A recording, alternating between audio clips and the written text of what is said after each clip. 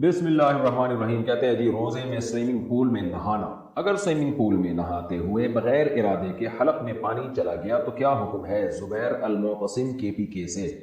روزے میں آپ سوئمنگ پول میں نہ نہائیں تو اچھا ہے. نہا تو سکتے ہیں اگر منہ کو آپ پانی سے بچا کے رکھیں اور ناک اور منہ کے اندر حلق میں پانی نہ جائے تو روزہ نہیں ٹوٹے گا آپ کا. سوئمنگ پول میں آپ نہاتے رہیں, لیکن ایک ٹینشن والا کام ہے. سوئمنگ پول میں نہا کے آپ کی بہت زیادہ انرجی سرو ہوتی ہے, اس سے روزہ لگنے کا بہت سخت خطرہ ہوتا ہے. روزے میں کوئی ایسا کام کرنا جس سے آپ کو بہت زیادہ روزہ لگنے لگے, یہ مکروہ ناپسندیدہ عمل ہے. کیوں اپنے آپ کو انسان اتنی ٹینشن میں ڈالے؟ بہرحال اگر KPK سے آپ کا تعلق ہے اور جیسے کہ آپ نے لکھا ہے اور وہاں ٹھنڈ بھی ہوتی ہے تو آپ کو سوئمنگ پول میں نہانے سے کچھ بھی نہیں ہوتا, یا عصر کے بعد نہا رہے ہیں تو نہا سکتے ہیں. پانی اگر غلطی سے پیٹ کے اندر چلا گیا یعنی حلق میں چلا گیا تو روزہ ٹوٹ جائے گا. خوب سمجھ لیں, حدیث میں آتا ہے بھولے سے کھانے پینے سے روزہ نہیں ٹوٹتا, غلطی سے کھانے پینے سے ٹوٹتا ہے. نہیں, ایسی کوئی حدیث نہیں. غلطی سے کھانا پینا الگ چیز ہے, بھولے سے کھانا پینا الگ چیز ہے. بھولے کا مطلب یہ ہے کہ آپ کو روزہ یاد ہی نہیں تھا اور آپ نے کھانا کھا لیا تو اس سے روزہ نہیں ٹوٹتا. غلطی کا مطلب یہ کہ روزہ آپ کو یاد ہے لیکن آپ نے بے احتیاطی کی, اس بے احتیاطی میں پانی حلق میں چلا گیا.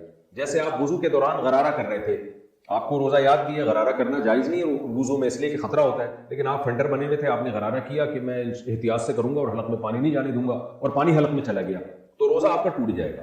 اسی طرح سوئمنگ پول میں نہا رہے تھے یا ویسے ہی شاور لے رہے تھے آپ اور پانی غلطی سے آپ کے حلق میں چلا گیا, روزہ آپ کو یاد ہے اور غلطی سے پانی حلق میں چلا گیا تو آپ کا روزہ ٹوٹ جائے گا. لیکن 60 روزوں کا کفارہ لازم نہیں ہوگا کیونکہ آپ نے جان کر نہیں دیا. کفارہ اس وقت ہوتا ہے جب رمضان کا روزہ آپ جان بوجھ کر بغیر کسی شرعی عذر کے توڑیں, تو پھر 60 روزوں کا کفارہ لازم ہوتا ہے. اگر روزے میں ڈکار کا پانی حلق میں نگل لیا, ایک شخص رمضان میں فجر کی نماز ادا کر رہا ہے اور نماز میں اسے ڈکار آتی ہے جس کے ساتھ تھوڑا سا تیزابیت کا پانی بھی منہ میں آ جاتا ہے اور وہ شخص اس پانی کو حلق میں اتار لیتا ہے تو کیا اس سے اس کے روزے پر کوئی فرق پڑے گا؟ نعمان حمید ایبٹ آباد سے. نہیں جی, کوئی فرق نہیں پڑے گا. ڈکار آئیے آپ اس کو نگل لیں, یہ بہتر ہے کیونکہ ساتھ والے نمازی کو ایک تو آپ کی ڈکار سے تکلیف, اوپر سے وہ ڈکار آپ نکال کے شاپر میں ڈالیں, جیب میں ڈالیں, اس سے تو اور تکلیف ہوگی, تو نگل لیں اس کو.